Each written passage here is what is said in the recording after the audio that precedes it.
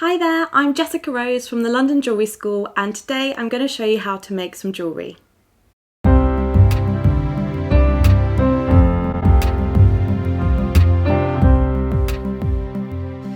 Okay, great, so welcome. Today I'm going to be showing you how to make these lovely sparkly hooped earrings with the big bead on the bottom. And they're really simple to make. They only take a couple of minutes and they don't require very much in terms of tools and equipment. So what you're going to need for this project are your round nose pliers, your chain nose pliers or snipe nose, some cutters. We're going to be using some nylon wire, a couple of crimps, and then your beads that you like to put on your piece. So without further ado, we'll get on with the project. The first thing that we're going to need is some nylon wire. Now this is literally just made out of nylon, and I've got a 0.4mm thick piece, but it doesn't really matter too much on the size. This is what your beads are going to be going on, so I'm just going to cut a little length of that off with my cutters, or you can use some scissors.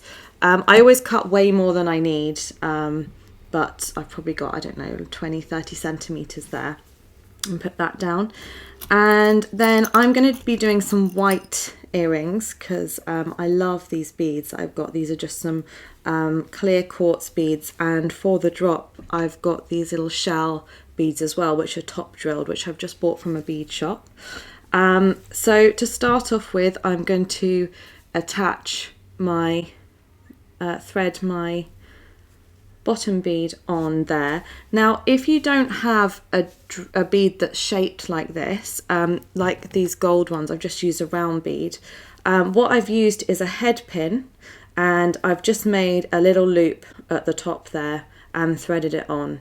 So that's another way to do it.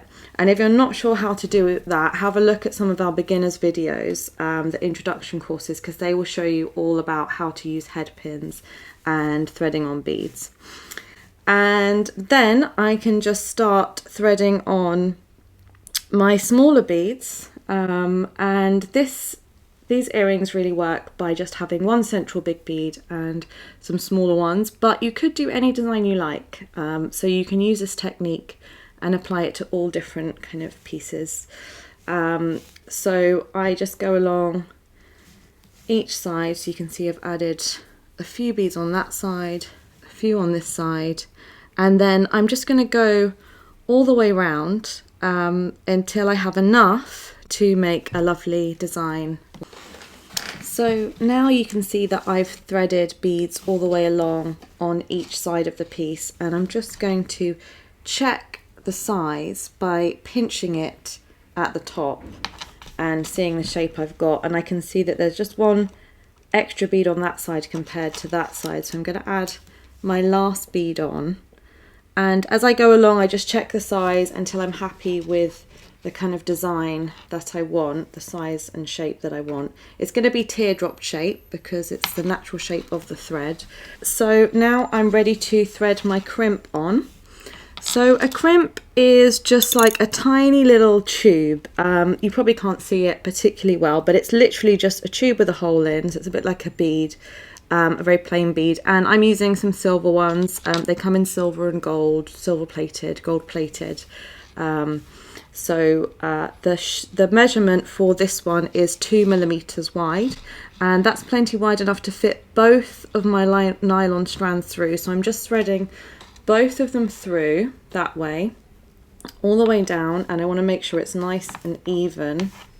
So you can see that I've got my bead at the bottom, my beads at the side, and my crimp bead in the middle at the top. And next I'm going to thread on a closed jump ring, and I'm just going to thread that on both of the threads. And once I have, I'm going to take one of the threads and thread it back through the crimp.